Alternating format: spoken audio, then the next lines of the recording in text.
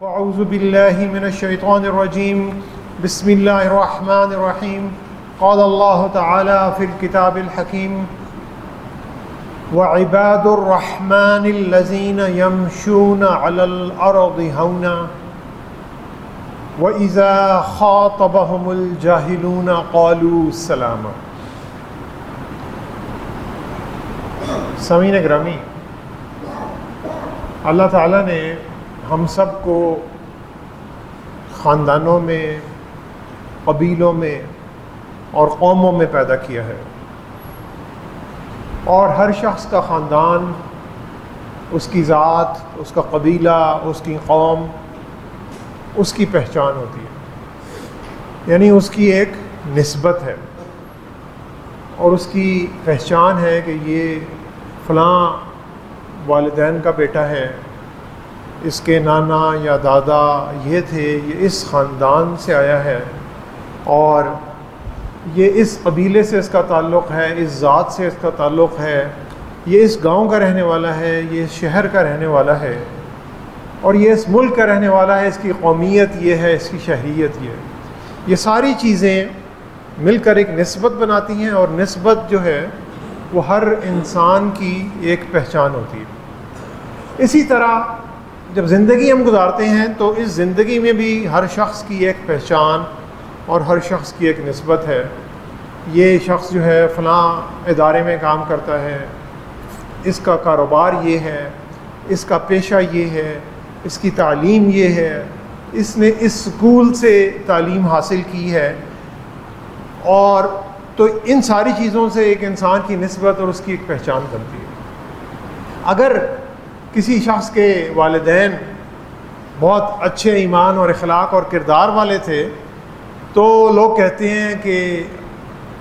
کیا بات ہے ماشاءاللہ کہ آپ کتنے بڑے اچھے والدین کے چشم و چراغ ہیں، یعنی وہ بچوں سے بھی یہ توقع رکھتے ہیں کہ جس طرح والدین نیک تھے اسی طرح بچے بھی اچھے، نیک اور اچھے کردار والے ہوں گے۔ اور اسی طرح اگر جو ہماری معاشی زندگی ہے اس میں ہم کسی اچھے ادارے کے ساتھ کام کر رہے ہیں، کسی بہت ہی کوئی برانڈ ہے جیسے اس برانڈ کے ساتھ کام کر رہے ہیں، تو لوگ کہتے ہیں کہ ہاں یار یہ جو شخص ہے یہ فلاں ایک اچھے ادارے میں کام کرتا ہے تو ضرور اس کا جو رویہ ہے یا جو اس کا اخلاق ہے، جو اس کی ڈیلنگ ہے میرے ساتھ وہ بھی اچھی ہوگی، کیونکہ اس ادارے کا یا اس جو بھی کوئی برانڈ ہے اس کا ایک اچھا امپریشن لوگوں کے دلوں میں آتا ہے۔ تو مسلمان ہونے کے ناطے سے ہماری کیا نسبت ہے، اور ہماری نسبت کس سے ہے، اور ہماری پہچان کیا ہونی چاہیے؟ ہم کسی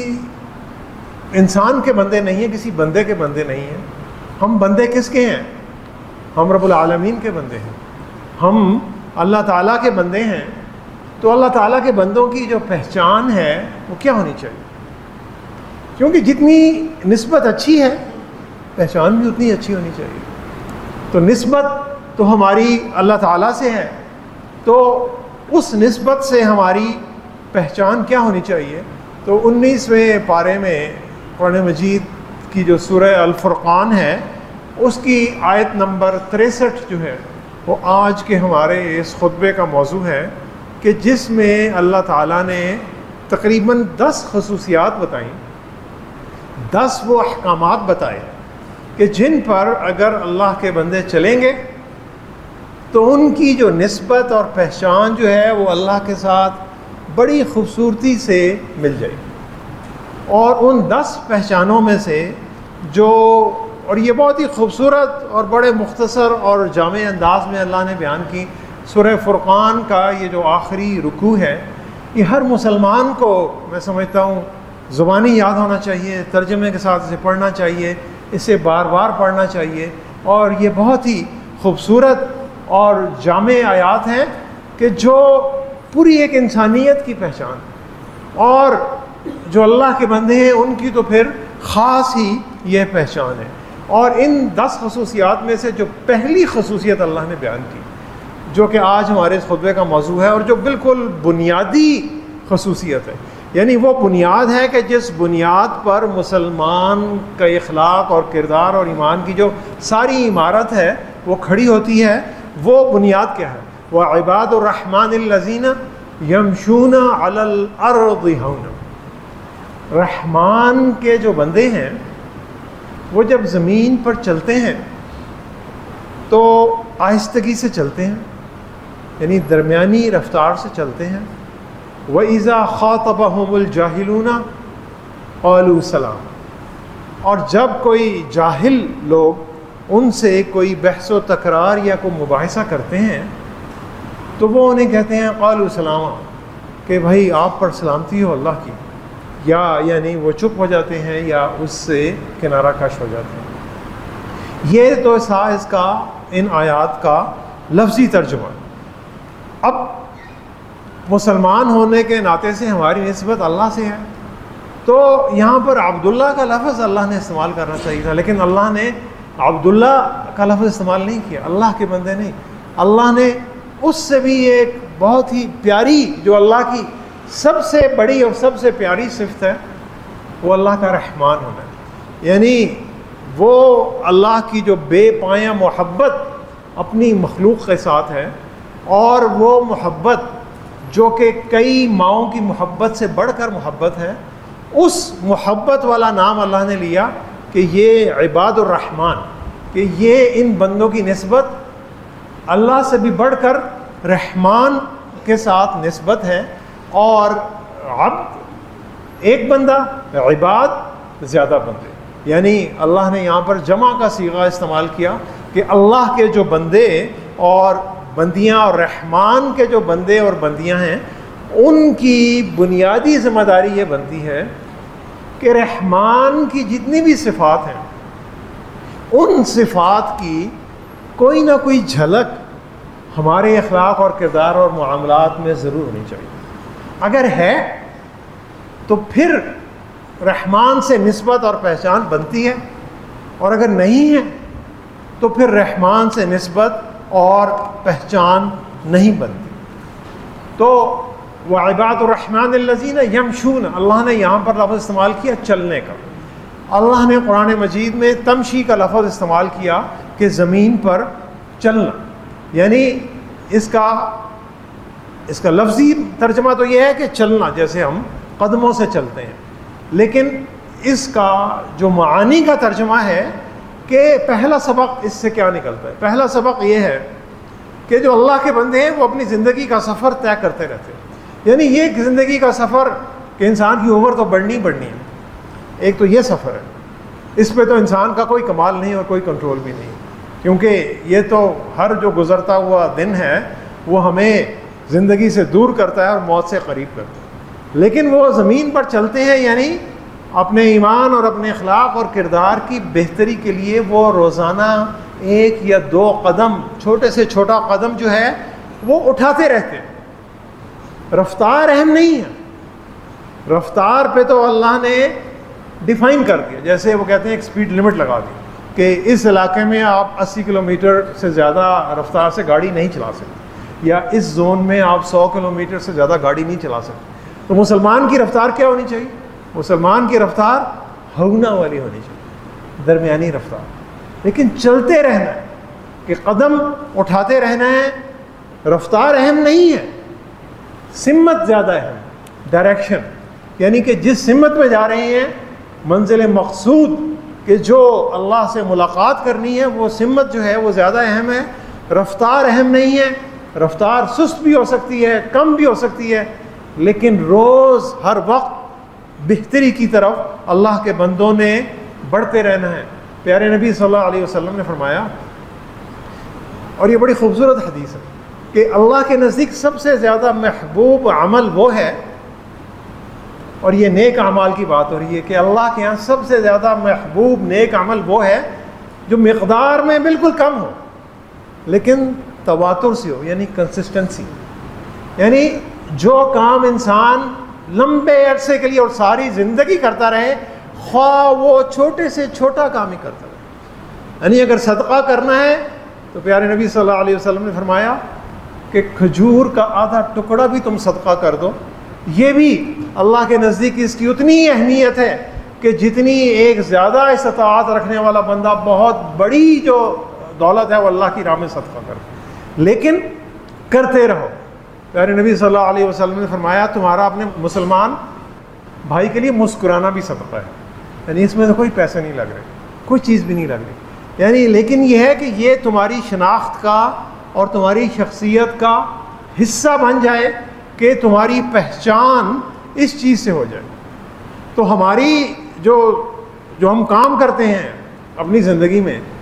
گاڑی چلاتے ہیں، موٹر سائیکل چلاتے ہیں، ادھر سے ادھر جا رہے ہیں، ایسے لگتا ہے جیسے ہر طرف بڑی افراتفری ہے، ہر ایک کے پاس وقت نہیں ہے، لیکن پھر جب کہیں جا کر بیٹھ جاتے ہیں تو پھر بے تحاشا وقت جو ہے وہ بڑی بے دردی سے اللہ کی اس نعمت کو ضائع کرتے ہیں، یعنی رفتار تیز رکھتے ہیں، سفر طے نہیں ہو رہا کیونکہ سمت صحیح نہیں، دائروں میں اگر چل رہے ہیں تو جہاں سے شروع ہوئے تھے وہیں پر واپس آ کر ختم ہو جائیں گے۔ تو رفتار اہم نہیں،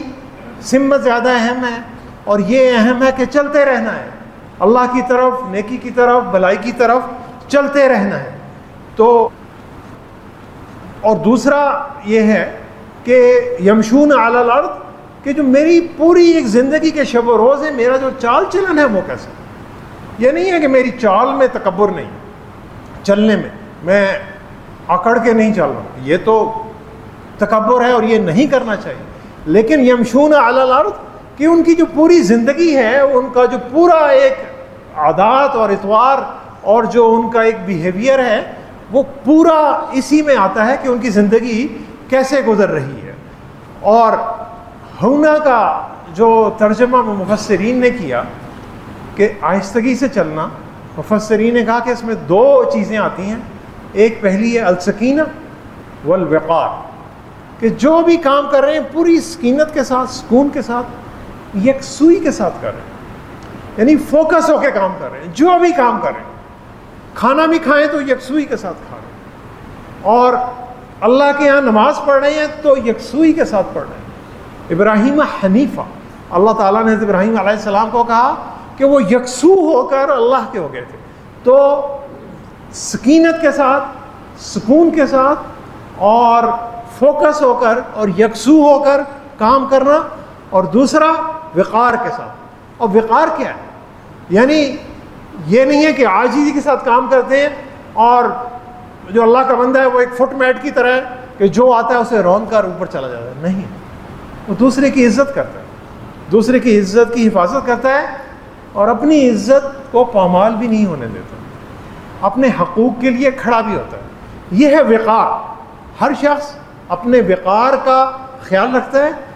دوسروں کی عزت اور وقار کا بھی خیال رکھتا ہے، اور اس توازن کے ساتھ آگے بڑھتا ہے۔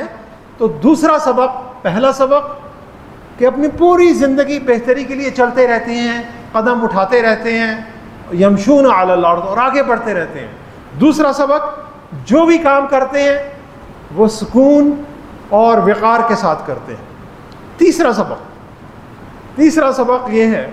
کہ یہ عباد الرحمن ہیں، آپ بھی عبد الرحمن ہیں، میں بھی عبد الرحمن ہوں۔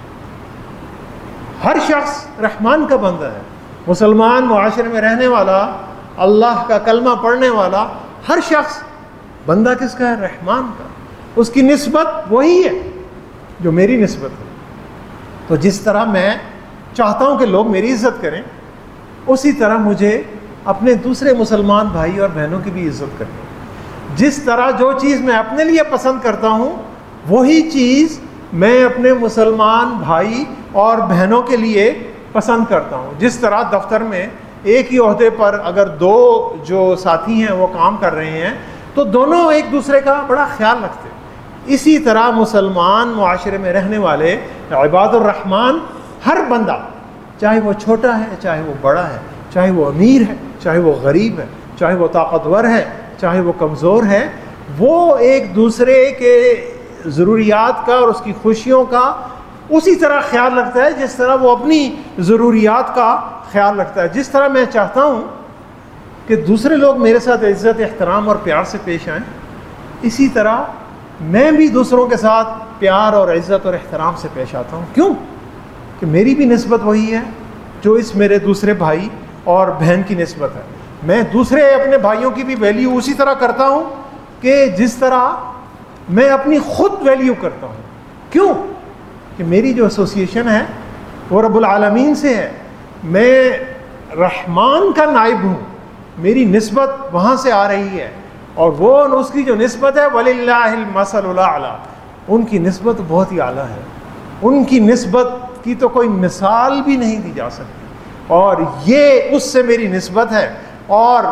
اس کی جو سب سے بڑی صفت ہے وہ رحم کی صفت ہے، وہ محبت کی ہے، وہ پیار کی ہے.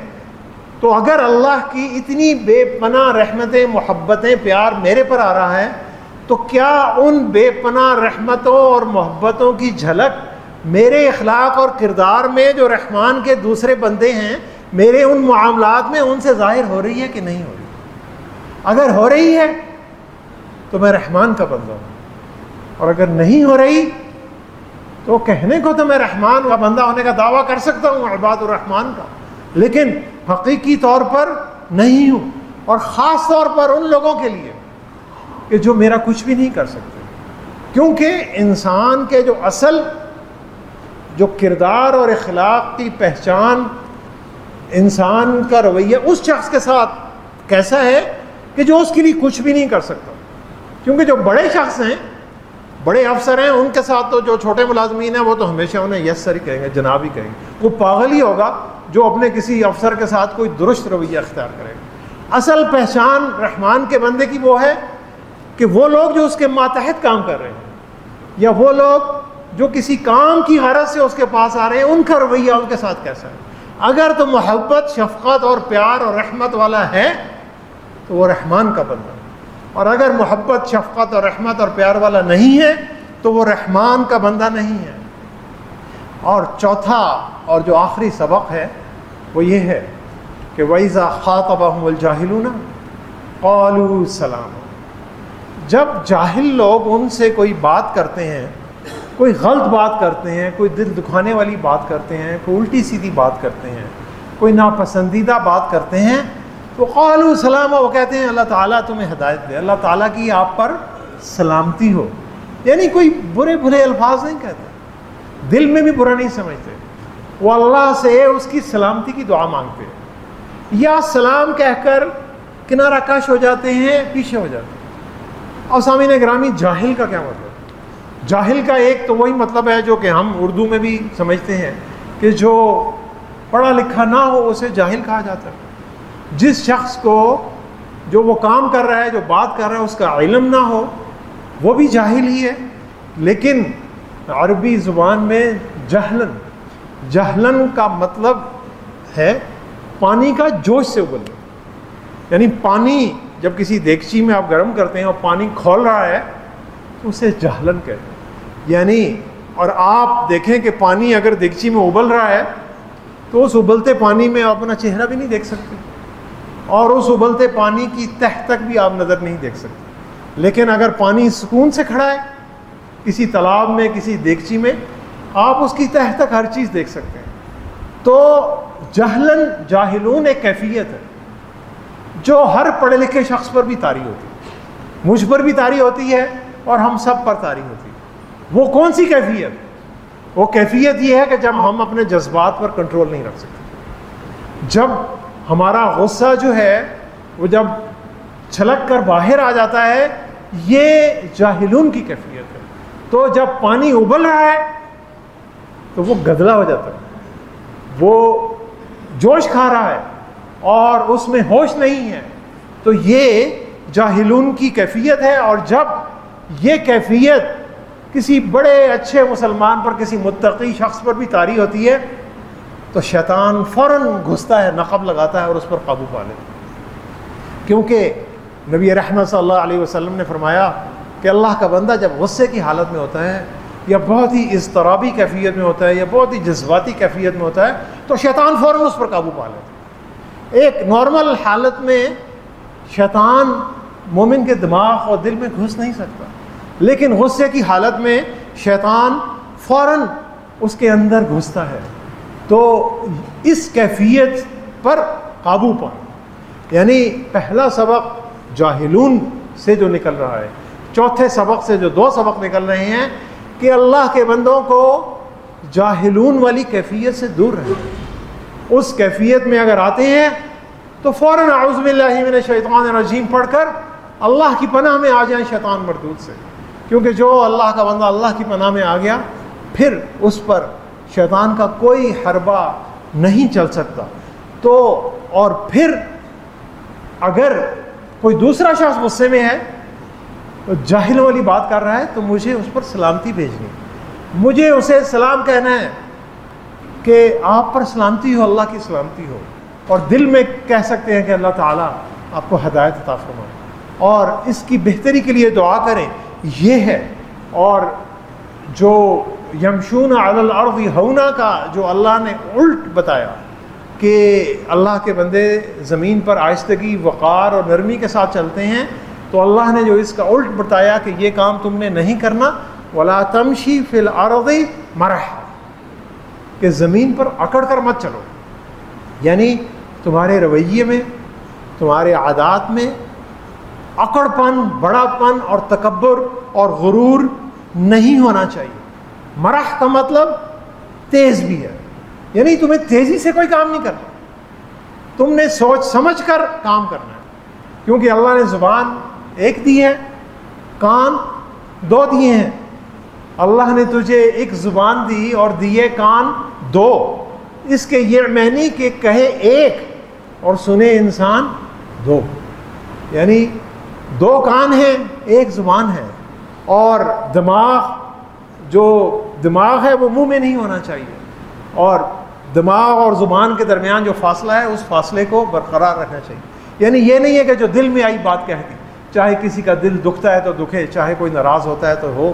یہ بات اللہ کے بندوں کی کردار میں، رحمان کے بندوں میں یہ جھلک نہیں ہے۔ ترکی بترکی جواب دینے کی ضرورت نہیں ہے۔ تو سامعین گرامی، رحمان کے بندوں کی پہلی صفت جو اللہ نے بیان کی سورہ فرقان کی آخری رکوع میں، اس کی پہلی صفت اور اس صفت کے 4 سبق۔ پہلا سبق کہ رحمان کے بندے ساری زندگی اچھے اور نیک کام کرتے ہیں، مقدار میں چاہے بالکل کم ہو لیکن متواتر ہو، اور وہ چلتے رہتے ہیں، وہ اللہ کی راہ پر چلتے رہتے ہیں، رکتے نہیں ہیں، چھوٹے قدم اٹھائیں گے، دن میں بے شک اللہ کی راہ میں 1 قدم اٹھائیں، چھوٹا سا عمل نیکی کا کریں، لیکن چلتے رہیں گے، رفتار کم ہوگی، خلوص زیادہ ہوگا، اور معیار اچھا ہوگا، یعنی کوانٹٹی کم ہوگی، کوالٹی زیادہ ہوگی، مقدار کم ہوگی، معیار اور خلوص زیادہ ہوگا۔ دوسرا سبق کہ ہر کام سکون اور وقار کے ساتھ کرتے ہیں، سوچ سمجھ کے کرتے ہیں، دوسرے کی عزتوں کا احترام کرتے ہیں، اپنی عزت کا بھی احترام کرتے ہیں، اور اس متوازن جو ایک معاشرہ ہے اس معاشرے کی تشکیل میں ایک اہم کردار ادا کرتے ہیں۔ تیسرا،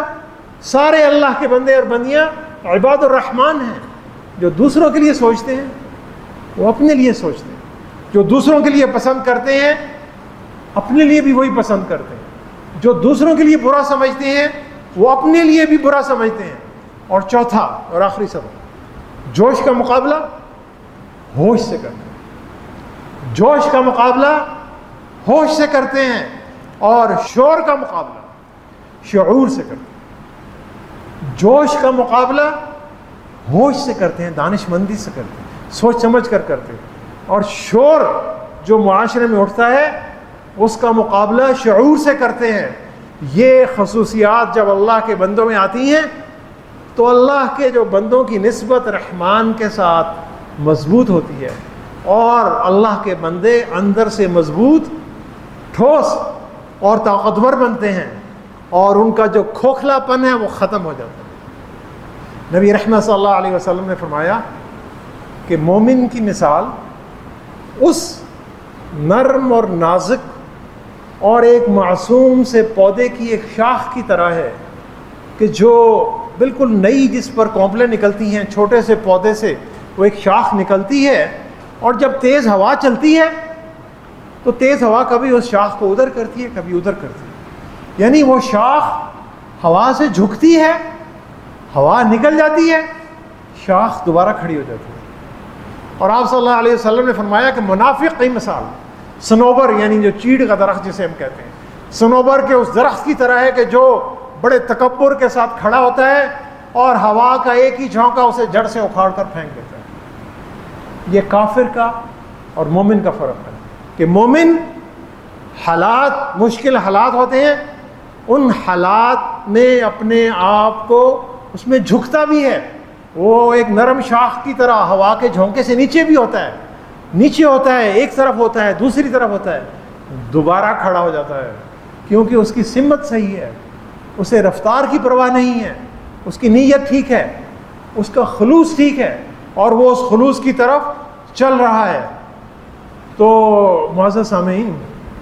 آج کل کے جن حالات سے ہم گزر رہے ہیں کہ غزہ سے کشمیر اور کشمیر سے ایران تک کہ جو ساری مسلم امہ ہے وہ یہود اور ہنود اور نصارہ کے مظالم کا شکار ہے، اور اکثر لوگ پوچھتے ہیں فتح کب ملے گی،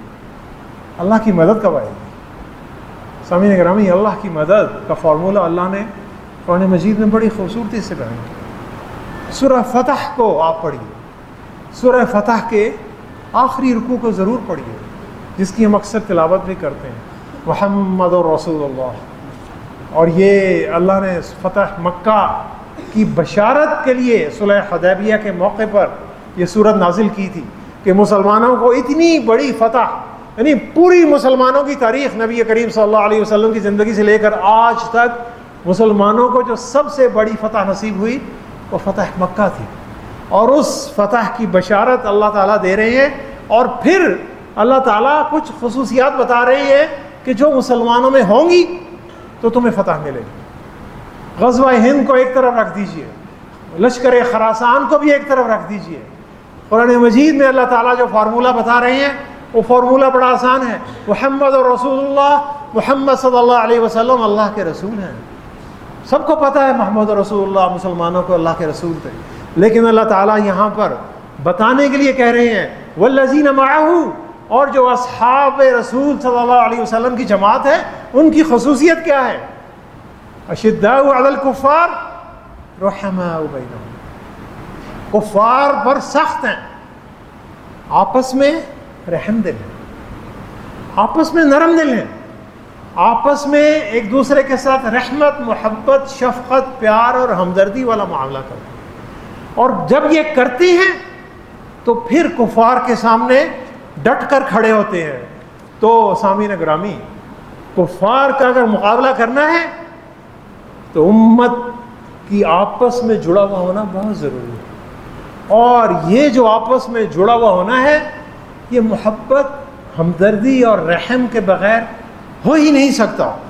یہ اللہ تعالیٰ نے بتا دیا، یہ جب فارمولہ آئے گا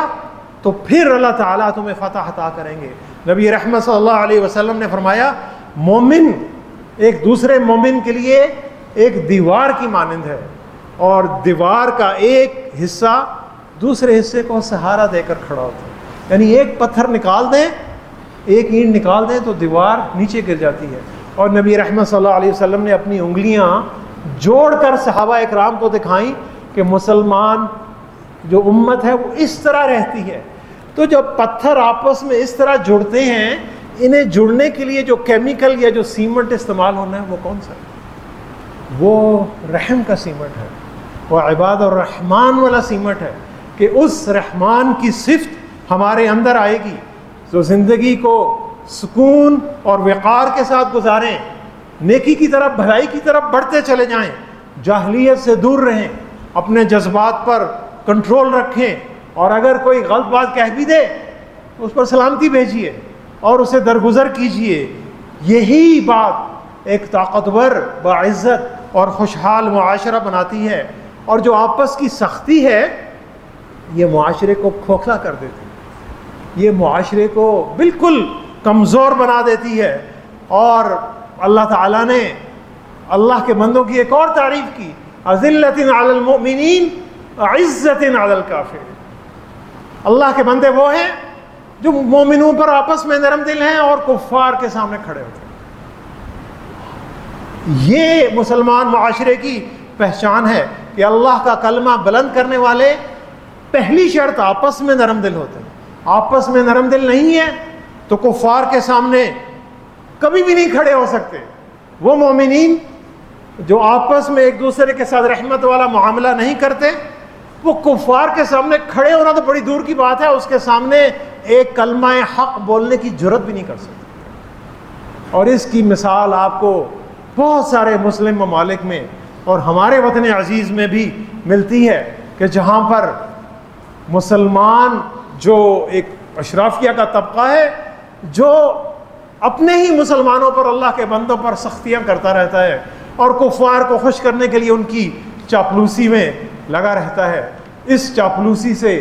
باہر آنے کی ضرورت ہے، اور اس چاپلوسی سے باہر آنے کا ایک ہی نسخہ ہے کہ آپس میں پیار اور محبت اور رحمت کو فروغ دینا ہے. دعا کریں سامعین گرامی کہ اللہ تعالیٰ ہمیں ہر کام کو، چاہے وہ عبادت ہو چاہے وہ ہماری دنیاوی معاملات، ہمیں اللہ تعالیٰ ہر کام کو سکون اور وقار کے ساتھ کرنے کی توفیق عطا فرمائے. اللہ تعالیٰ ہمیں جوش کا مقابلہ ہوش سے کرنے اور شور کا مقابلہ شعور سے کرنے کی توفیق عطا فرمائے. اور اللہ تعالیٰ ہمیں آپس میں ایک دوسرے کے ساتھ نرمی والا معاملہ اور کفار کے سامنے ڈٹ کر کھڑے ہونے کی توفیق عطا فرمائے. صدق اللہ العلی العظیم ونفعنی وإیاکم بآیاتہ وذکر الحکیم. انہ تعالی جواد کریم ملک برء رؤوف الرحیم.